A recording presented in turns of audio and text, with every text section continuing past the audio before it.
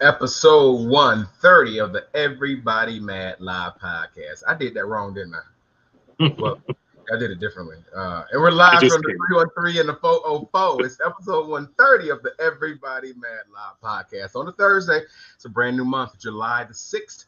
It's also the 897th day of the Biden administration. My name is Sid Lover. What's going on? I'm Kenya Kabine. Shouts out to everybody checking us out because we're broadcasting live right now on YouTube. We're also on all podcast platforms. So wherever you get your podcasts, you can always check us out. And if you're on YouTube, make sure that you hit that thumbs up button and subscribe because we got to spread the word about the Everybody Mad Live podcast. Also, shouts out to our followers that are following us on Twitter and also on Twitch too. And I'm sure with everything that's going on, Seth, are we going to get on the new Black Twitter platform? What's it called? Speed or something like that? Yeah, I Spill? don't. Yeah, I saw them talking about on the news today. Yeah, I think it's called Spill. No, we're not because right now they're only available for iPhone users. So Spill, that's for you. Because why would you just like launch across all platforms? Right, right. Like why would you pick one to launch? But yeah, I'm on the wait list right now for Spill because I have a Samsung platform. So no, we ain't on Spill yet, but eventually we will be. But yeah, we're live on all the everywhere else. Twitter, I think Twitter about to go to land of MySpace. So we're live on Twitter right now, but it's about to be the next MySpace because people are leaving in droves for that, especially black folk. We can go where we want it. Supreme Court. Exactly. That part right there. So yeah, Seth, what's been going on with you, man? Because I've kind of been man down. I know we just got through I celebrating know. the 4th of July holiday, but I had a foot injury and getting that taken care of, so I should be back to myself. But I had I'm in a boot right now. So yeah, so I'm in a boot right now, and I get out of the boot on the 11th of July, so can't wait. So I don't have anything to tell you because I've been low-key. Thought I was going to be hanging out for the holiday and going out of town and stuff, but no, I was man down cold 10. Oh wow, that's crazy. Yeah, That's crazy. Yeah, like when you get in those latter years of life, like the well, not saying that you old, but like as we all go beyond 25, 30, like those pains start to randomly come up, and you ain't really did anything to deserve the pain or whatever. It just randomly kind of appears sometimes, even if you make the slightest moment or whatever. I'm not trying to call you old or whatever, but because I know some of those pains and those things like that. Like I'm of the ilk that I freely admit that I'm 45. I don't mind sharing my age or whatever. So I ain't tripping about that. And yeah, I've had my own old man sort of things happen lately too or whatever. So that's why I said that, not to put you on Front Street or anything like that. But it's been a good week for me. Other than that, but we do have a good show lined up for everybody for today because it's important that we talk about some of these things that are happening. I mentioned a little bit earlier about the Supreme Court and what they did. They just said to black women, especially. So we're going to talk about both the things that they did that really, really affect black people, but also black women as well, as they struck down both affirmative action and also Biden's student loan forgiveness plan. So we'll talk a little bit about that. And there's another black woman we want to talk about. She's in Lancaster, California. She got slammed to the ground by the sheriff's department. So we've got video of that.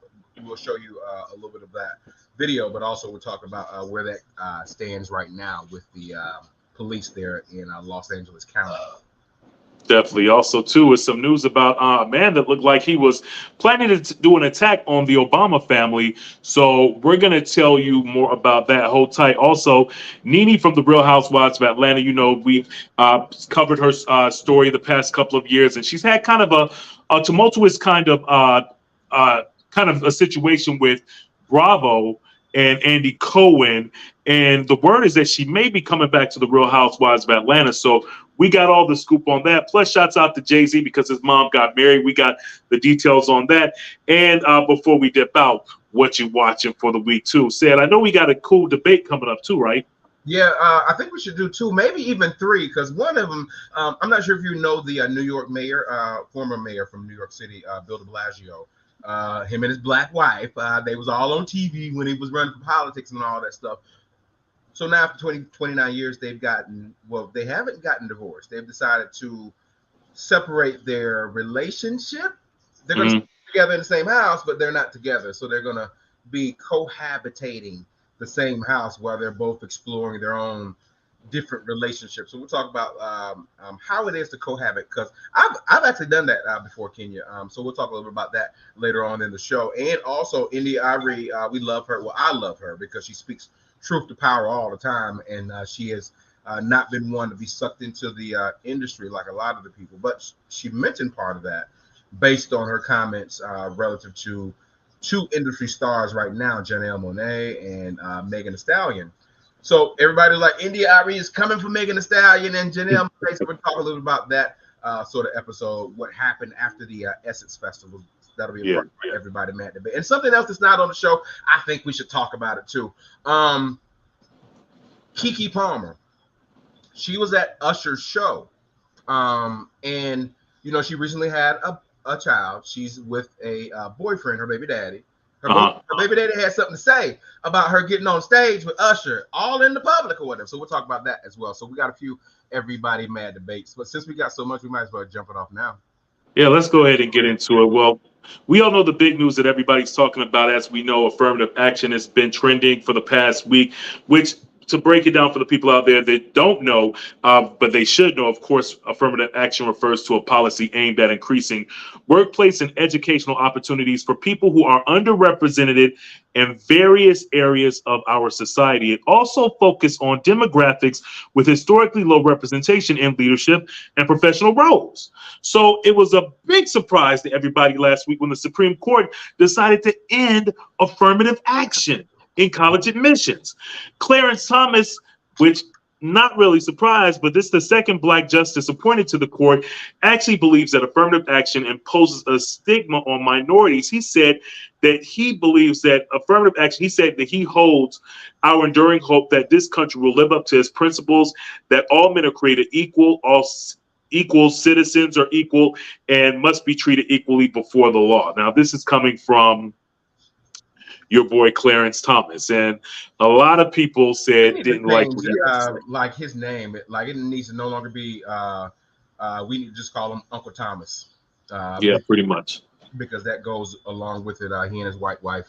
But he's one of the ones that used the bridge of affirmative action to be allowed into his course of study, his college of choice. Now he wants to blow the bridge up for all that everyone else who wants to also use that bridge to also get there. Because this is the thing about affirmative action that we kind of get out of, because some people say like, oh yeah, like affirmative action, and he was saying, oh yeah, one day America will hold up to its truth of being a land of freedom and equality for everybody. But it ain't.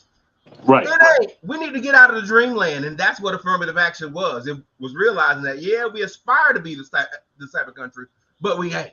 It's a lot of stuff that we're doing that's not really conducive of being an equal society and that sort of thing. So affirmative action was that bridge to build to allow you even access into the room. And this is what I get with a lot of people, because they misconstrue affirmative action, because a lot of the things that you hear from those people who are against affirmative action, they hear like, oh yeah, we don't want unqualified people being able to get this job or to get this education or whatever. And that's not what affirmative action does. Affirmative action doesn't give you something just because you're Black or just because you're a woman or whatever. It just opens the door, because these doors have traditionally been closed. Right. Because it allows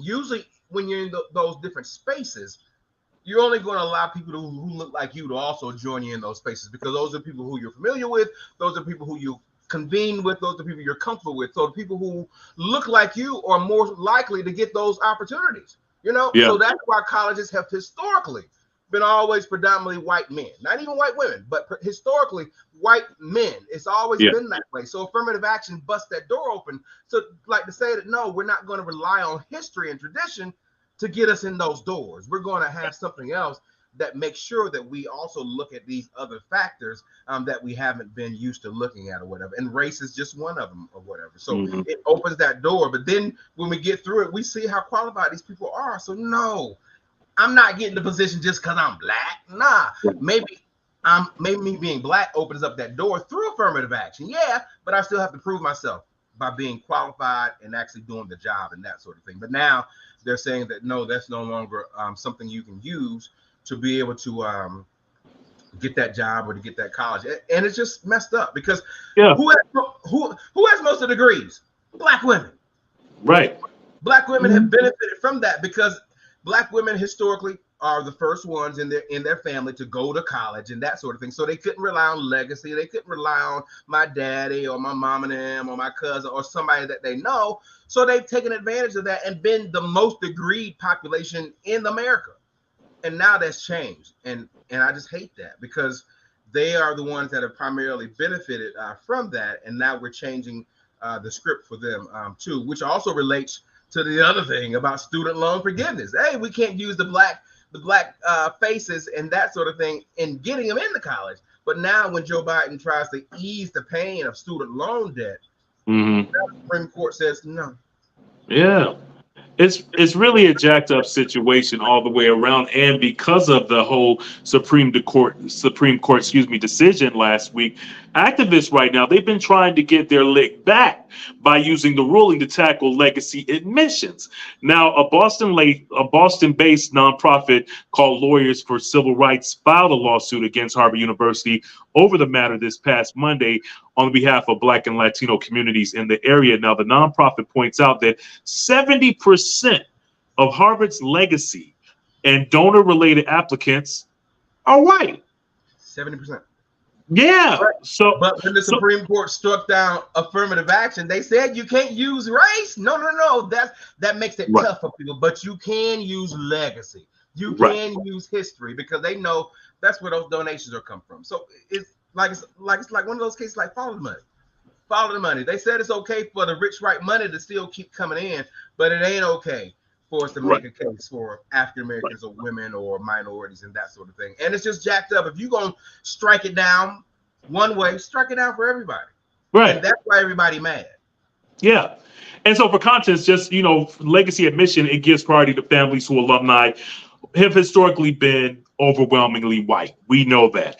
Now, as a result, the group acknowledges that removing legacy preferences would increase admissions for applicants of color. So what you're saying is absolutely true, Seth. And it's just so interesting that, again, I can't believe that the Supreme Court is really trying to take us back. Yeah. Our Supreme Court, they're really trying to take us back. Back into the 20s or the 30s. It's ridiculous. Yeah, it's before then. And you just look at it, like you look at not just this, you look at that, making it tougher for Black people, women to get college admissions. You look at the abortion, that making it difficult for women to get abortions in the state where they live in, making it so much difficult for all these things to happen. You already see what they're trying to do, and which is why we even started this podcast in the first place, because we would just sleep. We would sleep at the wheel while they was doing what they was doing, and we always said that what happens now may not happen immediately or whatever, but it's over time. This is not just something that they thought about or whatever. This is based on them having the power to do it, based on 2016. It ain't even about the last election where Biden beat Trump. It ain't about this. This goes back to the Hillary Trump election where we allowed Trump to get into this position to be able to put in Supreme Court justices like this who are not basing their decisions on justice or law or whatever. They become very, very politically motivated. So whatever they want to do from a political scene that they can't pass laws about, now they're trying to do it from a judicial side or whatever. That's why we're saying this stuff matters. Like don't just let this stuff slide by you, because this can mess up your life in the future. Right now, what we don't do right now can mess up our 20 years from now, Right. Especially, I think, with the $400 million student loan forgiveness plan that has now been shut down by the Supreme Court. They're declaring that the administration does not have the power, the Biden administration doesn't have the power to cancel student loan debts. And it's kind of it's a crazy situation, because I get it. There's people of all races, creed, color that have student loan. But it really affects the African-American community. So it's just surprising that, surprising but not surprising that they're taking this route. And it seems to be happening all so fast. Everything is just coming like just a first affirmative action, then the student loan debt. It's like, man, come on. Well, what are they doing? pump your brakes, because next up, now that they've successfully been able to remove affirmative action, next up is minority scholarships. So all those scholarships that are making it easier for minority, because we know that living in a minority as America, you don't have the disposable income that everyone else is. Right. You're probably doing similar work, but you're probably getting not the same pay as your white counterpart. Mm-hmm. You also don't have that legacy. You don't have any you're less likely to have anything passed down from you, whatever. So you're really starting from scratch or whatever. So when you do things like this, you're saying that, like, oh yeah, we don't care if you start from scratch. We're not looking out for you. We're looking out for all these other things, and that's why it's just so important for us to pay attention to who we allow to sit in these positions of power, because a lot of times they don't have our best interests at heart, and we'll see this as it materializes throughout the years or whatever, and it just sucks so bad because people are legitimately trying to live. And like the same way we've given PPP loans to businesses, we bailed out the banks, we bailed out General Motors and Chrysler during the recession with George W. Bush or whatever. So now this was kind of like a bailout for all these students who've probably gotten these loans, and you probably ain't got the job that you thought you was gonna get when you was in school and when you got the loan in the first place. We all thought we was gonna get out of college and be making six figures. So like, yeah, it was fine for us to go ahead and get them student loans because like the story they sold us, oh yeah, you want to go to college because you want to be able to make these six figures. Well, do you know how long it took me to make six figures after college? Right. They tell y'all this. Like, I thought I was gonna. They don't tell you don't hit it till your 40s. Right. But like, this could have gave all these people a lifeline after the point, because now like we've gotten all these high priced degrees. We don't have the income we thought we was gonna have going out to be able to pay for it or whatever. So to be able to ease that, to put a little bit more money in your pocket on a month-to-month basis or whatever, that helps out everybody. Because we've already found out if people have to pay less bills, they probably gonna spend more. So when people spend more, that helps out the economy anyway. It's so stupid. Right. They are so racist and so damn like evil spirited that they can't even see the tree for the forest, or the forest for the tree, or however you say that, because they're so short-sighted in wanting to be racist and be so penal on what they put on people that they're not even realizing what you can do in hindsight. If you allow people to not have to pay these $500 a month student loan bills, do you know what they can start spending on disposable stuff that can drive more room for the economy so y'all can make more money?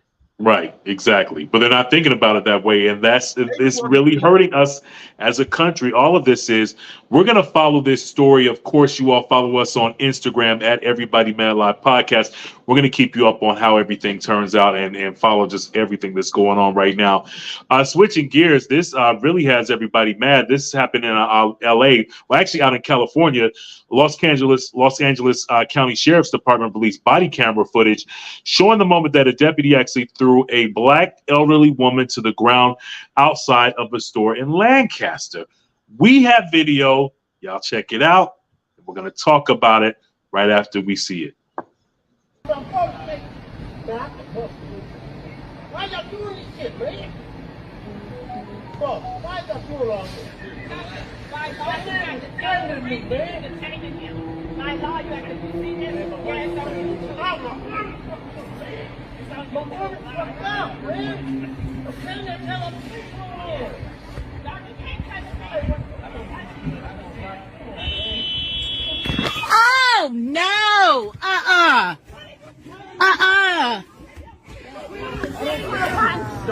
Motherfucker, stop. Get off of her. Don't you sock her. Don't you sock a lady. Don't you sock a lady. Don't sock her. Don't sock her.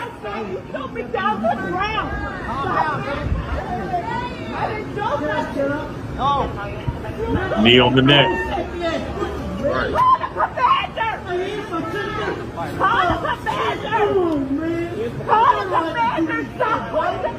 Put your hands up.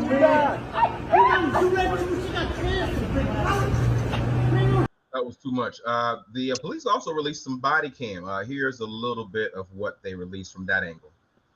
In Lancaster last week, when they arrive, they confront the suspects a man and a woman just outside of the store. I'm not under arrest for what? You know. Hey, detained for what? For what? Calm down. What have I done? After cuffing the man, deputies head toward the woman. No, you can't touch me. You can't touch me.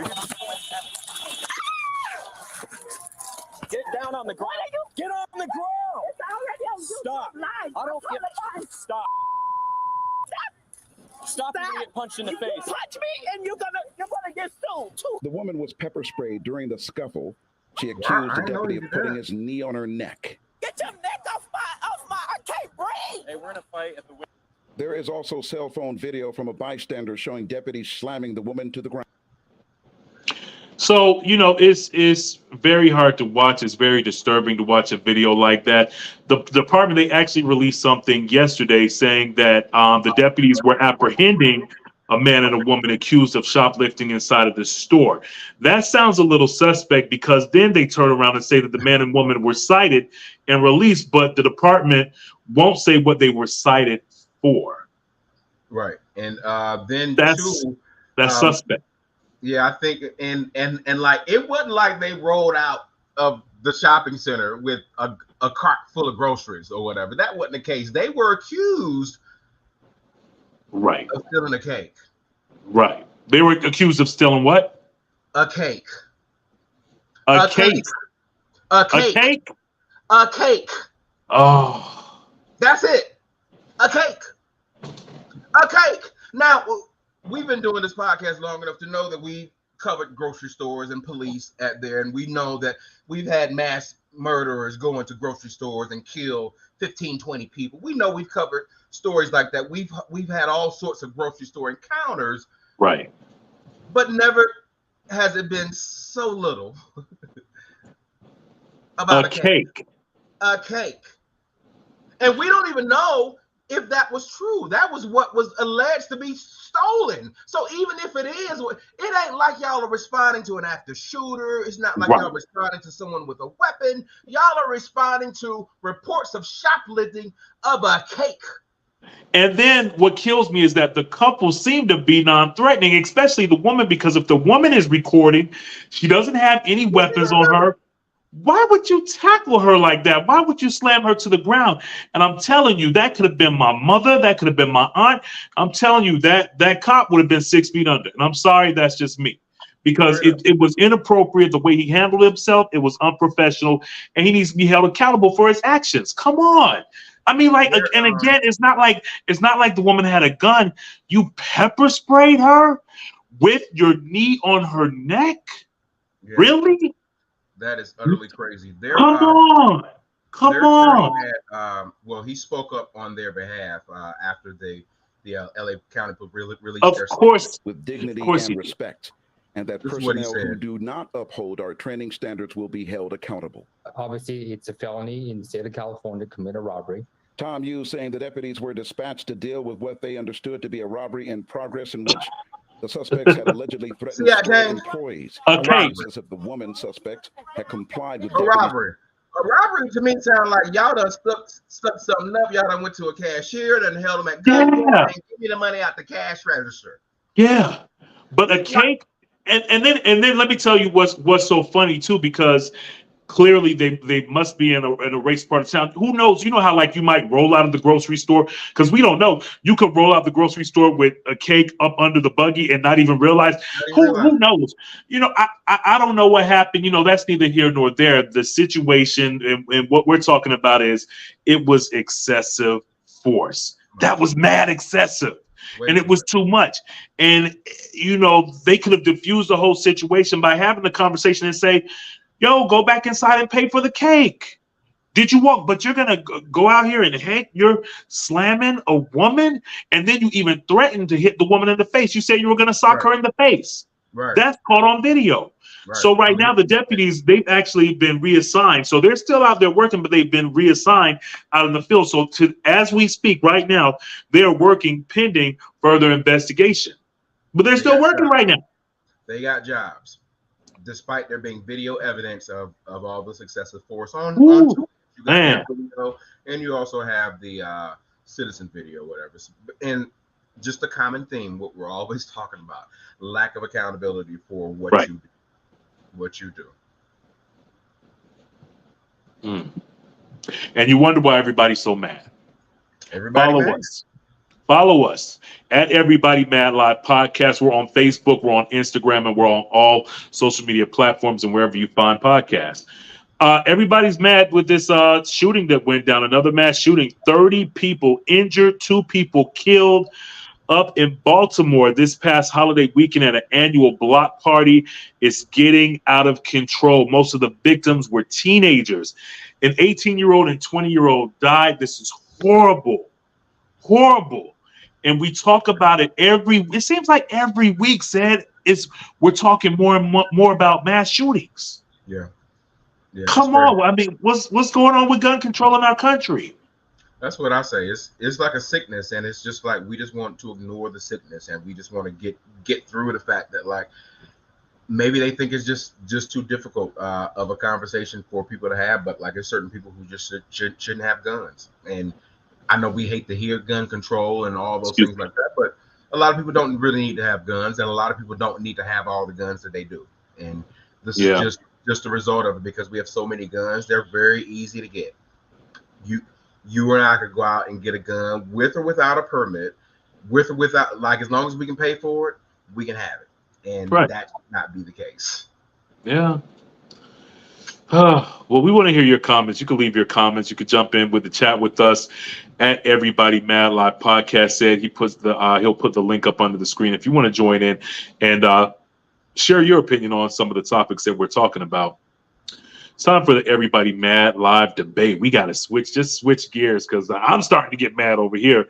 But check this out right here. Former New York City Mayor Bill de Blasio and his wife, her name is Charlene McCray. They actually decided to separate at the ages of 62 and 68. However, the pair who tied the knot back in 94 don't plan on divorce and said instead, they said they're going to reportedly date other people while sharing their Park Slope, Brooklyn town house.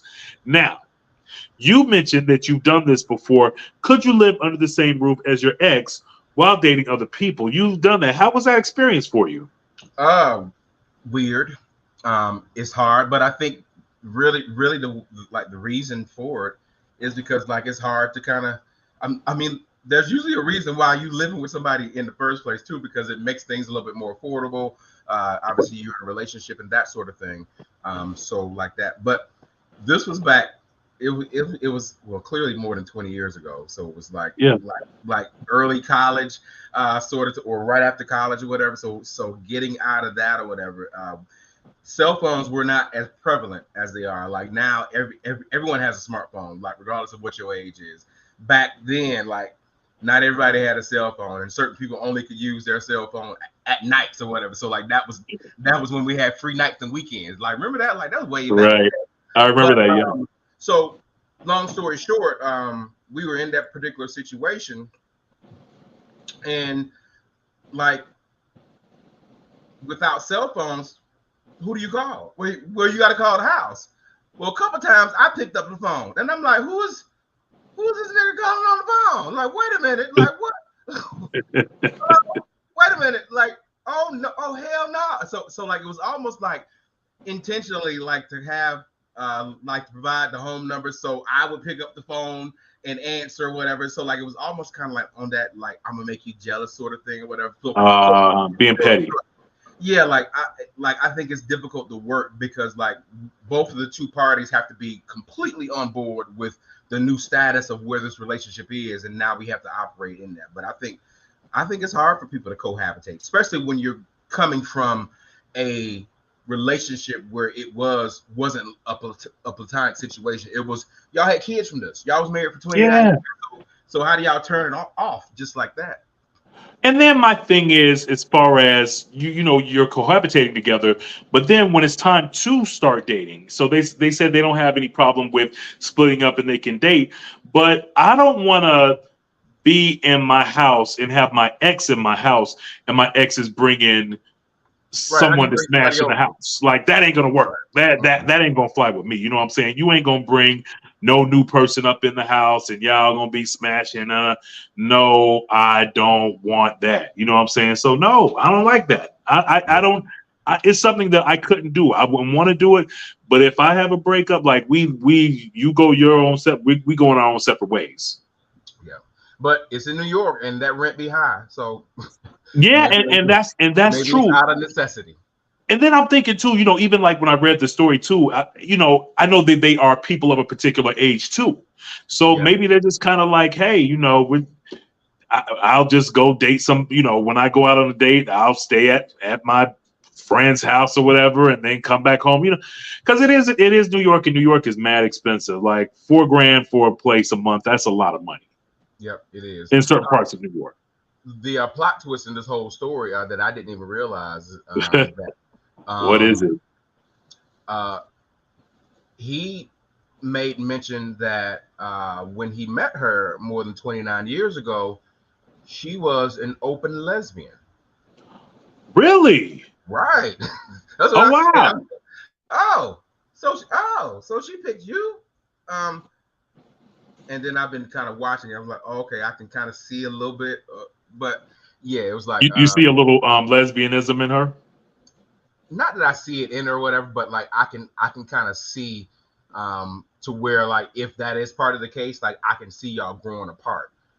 Because of course, like eventually, like those sort of long held like adult feelings that you had or whatever, they're gonna change. Those repressed feelings of munching on some all that stuff. Not munching. Munching. let me chill, because I know we got some kids that are going to be watching. Shouts out to our friends down in Savannah, Georgia, that are checking out the show. Here's the piece so people don't think I'm lying.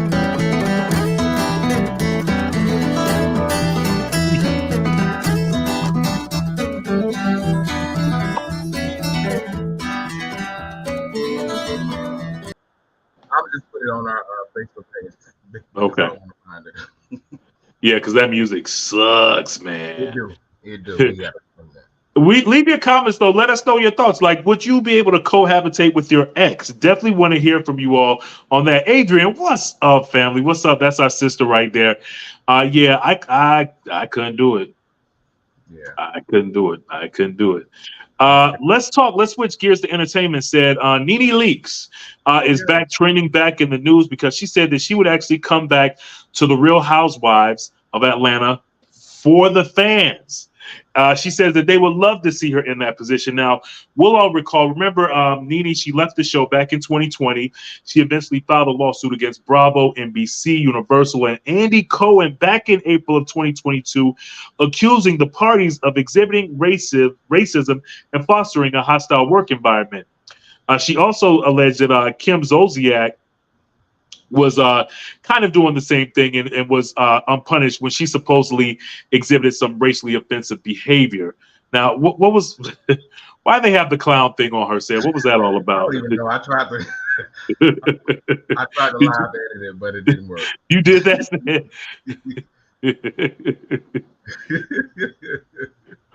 But it's crazy. Like, so as someone that, you know, is familiar with Nene and, you know, the whole franchise of, well, as far as Atlanta franchise of the Housewives, of course, everybody would like to see Nene come back. I just don't think Nene could come back because she is a black woman that burned bridges with NBC, Bravo, and her boss, Andy Cohen. And the stuff that she alleged, you don't really throw out racism all the time like that and then be able to get away with it. You know what I'm saying? But, you know, let's be real. Sometimes people are money hungry and they'll say, let's bring her back because the show does suck right now. You know, it's not really a good show anymore. So maybe they would bring her back just for the shock value, just to say, okay, Nene's coming back. Just imagine the press that it would get. However, again, because of the way Nene handled herself, as far as publicly dissing the higher ups, I don't think that she's going to be able to come back. What's your thoughts? Yeah, Bravo Andy is not about to make no space for her. Even when they had her in this year's episode, see how they edited her out of the tagline? This is the real video. But on the episode that aired this year, they actually edited Miss Miss Lanithia out. Oh wow. Of the actual picture. So this is what appeared on the actual show. Oh wow. So they're big mad at her. Yeah, she done burned those bridges to where they don't want to see you on that network ever again. That's why she prefaced it like if that's what the fans want or whatever, because she knows that bridge is burned and that sort of time has passed. She will not ever be on Real Housewives of Atlanta. Like her best bet is to get with Carlos King and see if he can create her something that she can do on OWN, or maybe she can go on Zeus. I know Zeus would welcome her with open arms. That's probably way too ghetto for her or whatever. But she went to BET. She did College Hill on BET. True. So there's some things she can do. But she's apparently looking for some fun. So whatever she needs to do, like she needs to kind of figure out what she needs to do, because she's been kind of intimating that her boo thing, Naomi, is now her former boo thing. So they've apparently broken up. This is the young man that she started dating a few weeks after Greg passed, saying that Greg gave her blessing to be happy and all those things like that, and started kind of dating him soon thereafter, or whatever. So they've been together since like almost 2 years or something like that. Yeah. But apparently they've broken up, and she starts kind of like, you know how people do the subtweeting or whatever. She's tweeting about all these narcissistic people and all the stuff like that or whatever. Why do I keep finding narcissists and stuff like that? So they've apparently broken up because was discovered that he was indeed married when they first got together. Which Greg was also married when they first got together, which kind of makes it funny, because her most famous line, one of them from the Housewives, was like, "Close your legs to married men." Yeah. And she been opening her legs to married men, based on based on like the last two people we done seen or whatever. So it's kind of ironic, but that's always the irony. People always love to throw stones when they're doing the exact same thing that they throwing a stone about or whatever. But yeah, she need to probably find something. Her and Kim need to find something, maybe together. Maybe that'll be something. But yeah, I don't think Housewives is in their cards.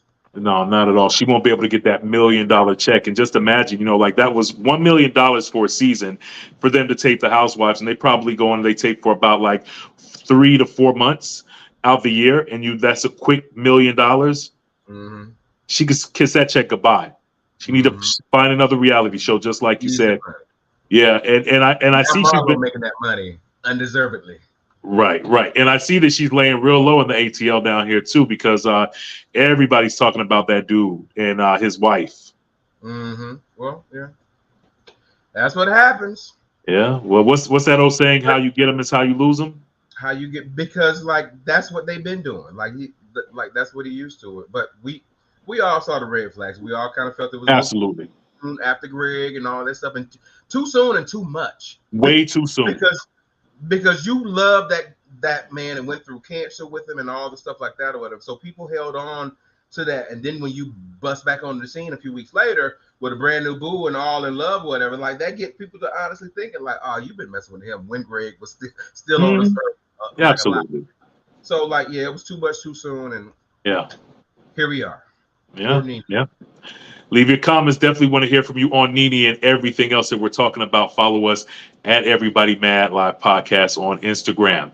Got another debate coming up. The music industry is back in the news and trending after Aire sparked a debate, which she criticized the sexuality presented by Megan Thee Stallion and Janelle Monáe during their performances at the Essence Fest out of New Orleans this past week.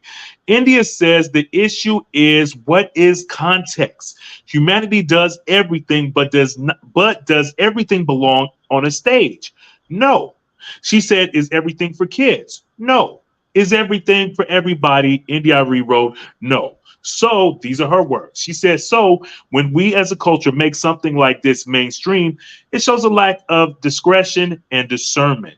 She's talking about Megan Thee Stallion shaking, twerking on stage at the Essence Fest. And she's also talking about the new sexually awakening of Janelle Monáe, which I'm sure you all been seeing, and I'm sure everybody's been talking about too. So I guess the debate, which is something that we have talked about before, the current state of the music industry, which is something that we did touch upon last week as we talked about the BET Awards. This is something that Seth and I, both being industry vets, we can clearly tell you about. This is conversation that's going on for years. And I don't think that anything is going to change because sex sells. That's just the reality. Sex sells. And what's happening now, though, is that there's so many other dope artists like the Ari Lennox but now, like you notice like artists like Ari Lennox and Summer Walker, they're being more provocative by the way that they dress. They probably feel the pressure. Even SZA, when SZA first came out, SZA came out, the flower power child. And now SZA's busted it wide open, ass out, got, her body surgically enhanced and everything. It's just the industry and the ways things are right now in society. I don't think things are going to change. The problem is that we need to make sure that we highlight not only the ass shaking and the ratchet stuff, but let's show how diverse we are as African Americans and as musicians, and let's put on platforms the Solanges and the Ari Lennox, which some people might not even know who Ari Lennox is out there, but she's a dope songstress. She's amazing, talented artist. That's the problem. I just think that we're not showing how diverse we are in the music industry, and everyone wants to focus on sex. So that's why Megan Thee Stallion, Cardi B, she's selling. Janelle Monáe, I knew it was a matter of time before it happened. It shocked a lot of people because Janelle was so conservative, I think, and she was just known. She was so conservative, and she dressed in these black and white suits and very well spoken, and she was an artiste. So now to see, her, talking about munching on box and she wants a nipple in her mouth and everything, it's shocking for a lot of people, but that's what she does. She's an artist. That's what she's supposed to do. Janet Jackson did it. Madonna did it. So many other artists, they've done it. So let's not come down on everybody, but to a certain point, I do agree with India Arie, but then India at the same time, I mean, your first hit was sampled. You sampled Akinele's "Put It in Your Mouth," one of the most, just horrendously explicit songs ever. That was how you came. Sample though, but still, India has always kind of been like a conservative sort of artist, and she always spoke out about it too. What's your thoughts? No, I agree with everything you're saying. I think just as society's changed, the musicians and the artistry has changed, and what attracts people is that, and that's just kind of like the phase that we're in, and that sort of thing. So I don't know. I just guess that's where we are as a society. But it's disappointing because at the end of this, what suffers the most is the music, because that's not what we're focused on. We're focused on all the extra stuff that's added on to there, whatever. But we miss out on the artistry, and there are some phenomenally dope artists who may not be breaking through based on that, or there are some artists where we're talking more about their appearance than we are about their artistry. So it's about money. Yeah, and that's the reality. It's all about money. And let's be clear, the people that are pulling the strings in the background, they're not all black. They're not. So they are completely okay with whatever sort of impression that they get, as long as they can maximize their dollar.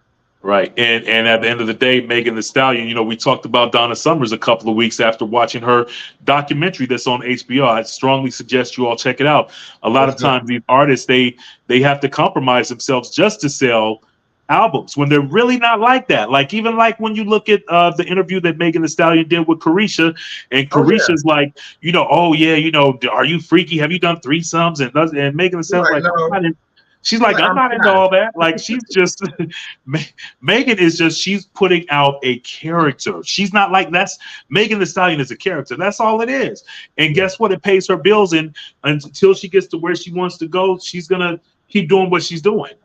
But the unfortunate thing is people don't see through those characters. They don't see the artistry in the artist. They only see they equate the artistry with the actual who the person actually is, and that can be like a double-edged sword, you know, because when we're looking for these artists and expecting certain things out of them, good, bad, or indifferent, and then they don't deliver them to, or they do, you know what I'm saying? Like that can kind of mold the perception of who that person is, which can affect their life after the art, you know? Yeah. Yeah. And I think people don't really realize, you know, like even like the stuff that Megan's doing now, that Cardi, that, you know, all the artists are doing, when they hit a certain age, they're going to be like, I didn't have to do that. Like even look at Prince said it. Prince was the main person that said it. And we all know Prince was overtly sexual back in the day. But Prince actually went on record saying at one of his award shows when he was receiving an award to the younger artists, you don't have to be all sexual and you don't have to do it. You really don't have to do it. But again, sex sells, and the record people behind the scenes, they're the ones that's pushing them to do that. So that's what it is. And of course, Instagram, all that stuff too. Y'all just want to see some skin all the time. So it is what it is. Definitely want to get your thoughts. Let us know your opinion on it, what we're talking about, all of these trending topics with the Everybody Mad Live podcast Instagram page at Everybody Mad Live podcast. I said, so up next, shouts out to Jay-Z. His mom, Gloria Carter, she tied the knot, got married in a beautiful, lavish wedding ceremony in the Tribeca neighborhood of New York City. And she married her longtime boo, which is a woman, which, you know, Jay-Z has always talked about his mom. Everybody's always known this, and congratulations to them. Jay-Z, by the way, Jay-Z's mom, by the way, is the stud. Was that appropriate? I guess so. Yeah. I mean, yes. Jay-Z's mom is not wearing the dress. More masculine one. Yes, is the more masculine one. Jay-Z's mom is wearing the suit. Mrs. Carter. Oh, yeah. Well, I guess she still has she, her pronouns. But yeah, Miss Carter. Right. Yeah. Congratulations. Loves wins. You know, we root for everybody. We want everybody to just love no matter who you are. Everybody deserves love. That's what it's all about. So congratulations to Jay-Z's mom, because they have been together for years. Yep, they really have. Somebody else, congratulations. Keke Palmer recently had her first child with her boyfriend. And his name slips I just had it on the tip of my tongue. Is it Daniel something? Daniel. Yeah, I forgot his name too. Like I think it starts with a D or whatever. But they recently welcomed their first child together into the world. But they're in the news right now also. Similarly, because Keke lived her best life at the Usher concert.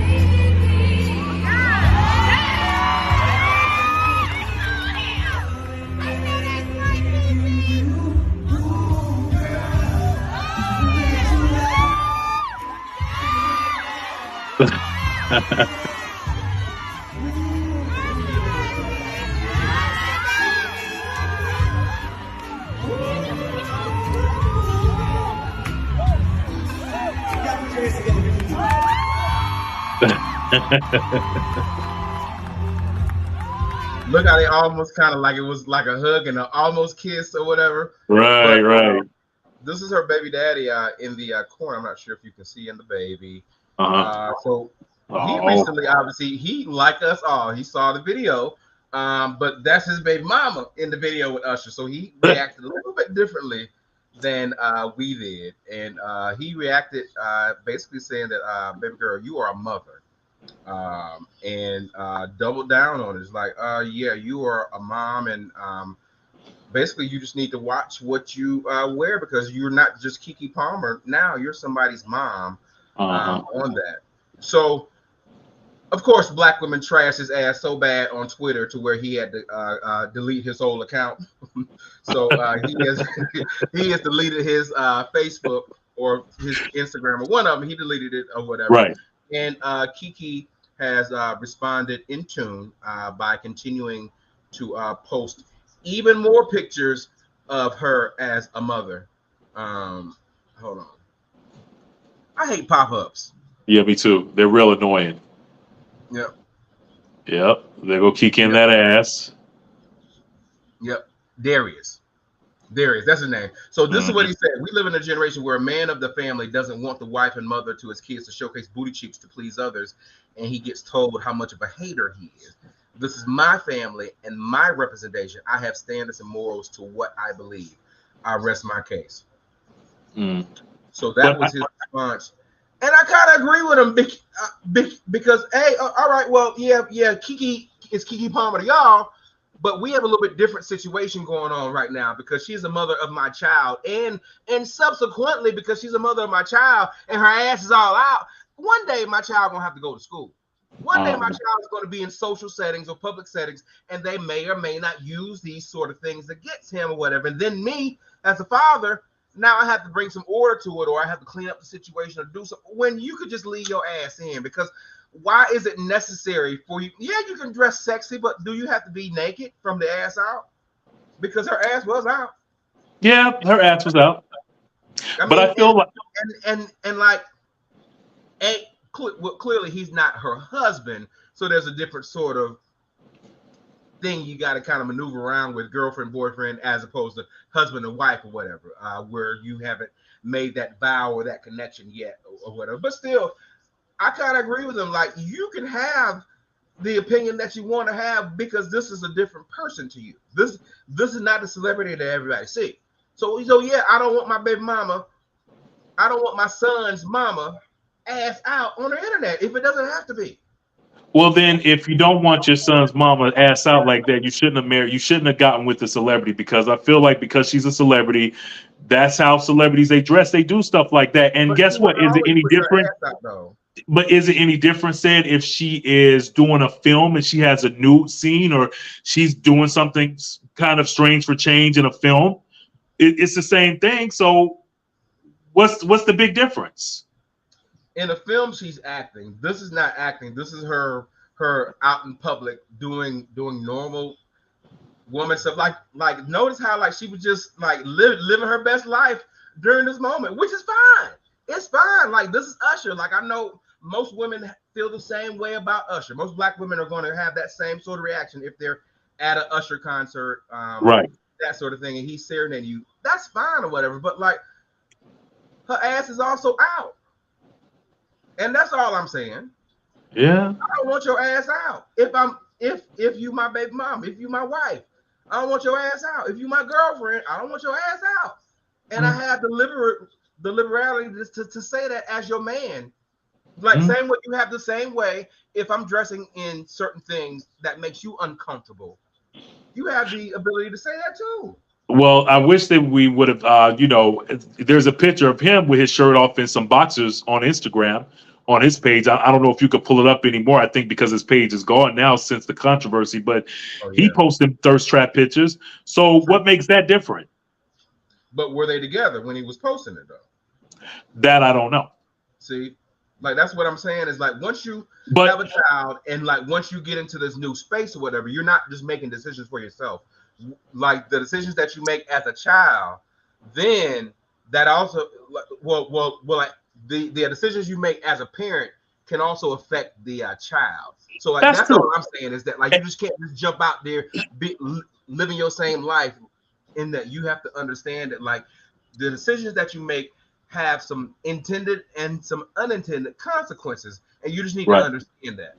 Right. And that's a real good point, said, because I couldn't even imagine, like, a lot of kids these days, they have their parents that are all on social media with nipples out and, like, letting it all hang out and stuff like that. I think that there's a time and a place. Sometimes I kind of wonder, like, how does it make the child feel when they see their parent busting it wide open on social media like that? Like, because of course their friends see it too. So I've always wondered that. So that's a real good point. Yeah. I can't see the comment. I see my cousin checking in. Yeah, I want to get to some of the comments because we got several. Cousin said she was looking good and Buddy should do a Stedman and be quiet and stay in the background. That's what I say. Yeah. I say that. I agree. I agree. Adrian had a lot of comments as well. True, but she's nobody's wife, and that was the other thing that I said. So, that part. So like you can make certain expectations as a husband that you really shouldn't be making as a boyfriend. Like you need to wipe her up if you want to be able to make these sort of expectations and demands and all those things like that. Damn right. Adrian also said, yes, if I carry this thing for 9 months and it's disproportionate in my body, baby, I'm gonna show it off and throw it as soon as I can. I feel that. And she said it was tastefully done. It was tastefully, like it was kind of sheer, so it was covered. And was out a little bit, but it was covered. She also said, yeah, like wife being the key point that I said, and she's definitely not a wife yet. So yeah, he probably should pump his brakes now. But yeah, like I don't disagree with him having those sort of feelings, because Keke Palmer is different to him. But also he needs to do the right thing if he wants to be able to kind of usurp those sort of ideas and things like that. You got to be more than a baby daddy, brother. You got to be a husband. Absolutely, said. But here's my other thing too, and then we can like move on too. But why he got to put it out on social media too? Why couldn't he just have the conversation with Keke? Because I felt like even like when he was like, he said, but the dress though, it wasn't appropriate. That conversations like that need to be held in private behind the scenes and don't need to be put out there in public. Probably what he's thinking. He said what? I said, but she wore the dress in public, and that's probably what he's thinking. And it's been all on social media. So like So like since it was a public situation, maybe that's why he's publicly responding to it. But I wouldn't have gone that route. I would have had the conversation. I would have pulled her aside and been like, look, baby, instead of like putting it out there on social media. And if you think about it too, that's the style too, sad these days. If you think about it, Rihanna has done that. Yeah. Gabrielle Union just recently walked the red carpet and her ass was out. So did Taraji P. Henson. So that's kind of the sheer thing is the move right now. And then, you have women, just like what Adrian said, after she had that baby, she wants to feel sexy. So that's what they're doing now. I feel it. Yeah. We want to know your thoughts. Leave your comments as always at Everybody Mad Live Podcast. Viral video clips of the week said, we just came off of the 4th of July holiday weekend, which I'm sure, everybody had a good time, went to some dope parties and barbecues. But this party right here, I think is a party that everybody wanted to attend. Michael Rubin's annual white party, 4th of July white party in the Hamptons. It was literally a movie. And we have the video. Check it out. Throw up the sex in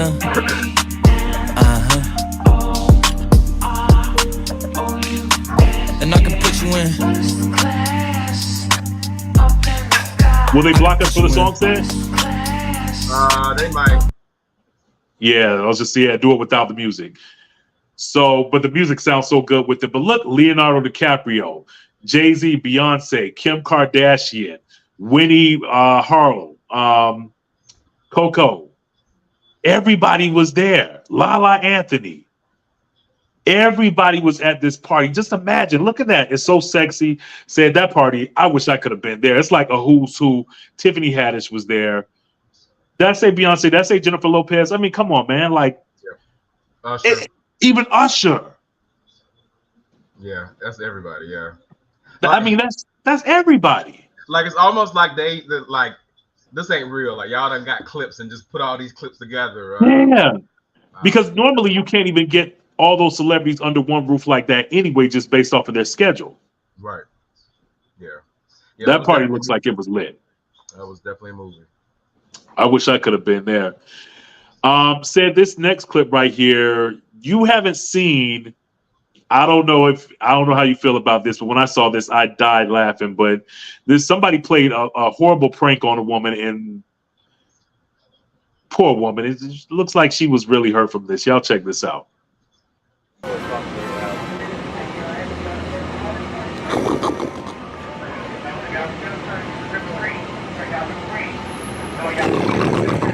Did I scare you? Oh, I'm sorry. I'm sorry. Is she okay? I'm sorry, man. I tried to scare you, man. Is she okay? Is she all right? Sorry about that. Oh, I'm so sorry, man. I'm sorry, man. Oh, my God. I always scare people. You never know what to expect. You never know what to expect, you know? I've seen him before scare people. I think he does it in Vegas and some other stuff, like jumping out of that, and it's always funny. Except there, like that, I couldn't laugh. Although I'm kind of laughing now on the inside, but that's horrible. Yeah, he's definitely a jerk. I got one more jerk, and then we can end the show. Okay. We have had conversations about tipping in the past. About the appropriateness of tipping and why you tip and stuff like that. Should you tip takeout? How much do you tip? Like, we're both good tippers, so we believe in tipping and all other sort of things. So 15% seems to be the minimum amount. If service is normal, you're going to give them at least 15-20% just off rip or whatever, typically. So, and that's pretty standard that you get that. So if I have a $50 order, 15% of that would be like, well, like $7, $8, something like that. Mm-hmm. Yep, something like that, whatever. No, about $12. Yeah, something like that. So, yeah, so some people math the same way.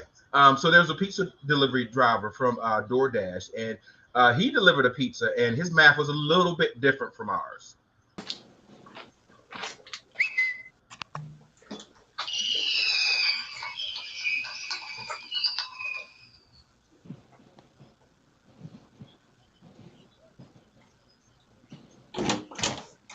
Hi.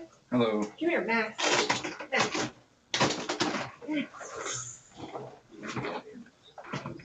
Next.